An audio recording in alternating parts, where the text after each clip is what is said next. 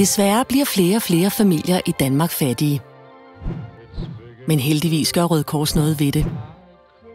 Derfor bad de os lave en kampagne, der skulle få danskerne til at donere penge til julehjælp. For at samle så mange penge ind som muligt, skulle vi kommunikere bredt. Men vi synes, det var et forkert signal at sende, hvis vi brugte Røde Kors' penge på medier. Vi havde altså brug for en idé, der ikke brændte penge af i massemedierne. Derfor kontaktede vi Superbest.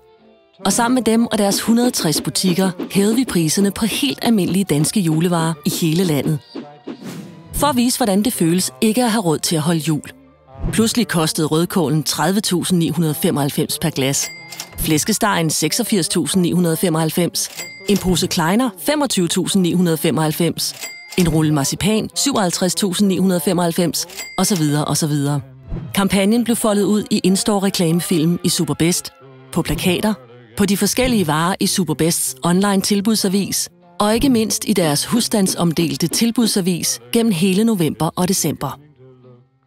Den eneste forskel på vores tilbud og de reelle tilbud var, at vores tilbud var efterfulgt af en lille asterix, der ledte hen til kampagnens budskab. Alt for mange familier har ikke råd til at holde jul. Hjælp Røde Kors med at hjælpe dem. Herefter kunne man så enten donere et beløb ved kassen, eller med det samme via sms. Røde Kors havde håbet på, at der som i tidligere julehjælpskampagner var blevet samlet 250.000 kroner ind. Men det gik bedre end det.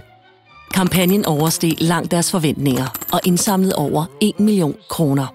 Dermed gav vi over 2.000 fattige familier i Danmark mulighed for at holde jul, uden at bruge så meget som 1 krone på indrykning i traditionelle medier. Glædelig jul og fortsat godt 2012.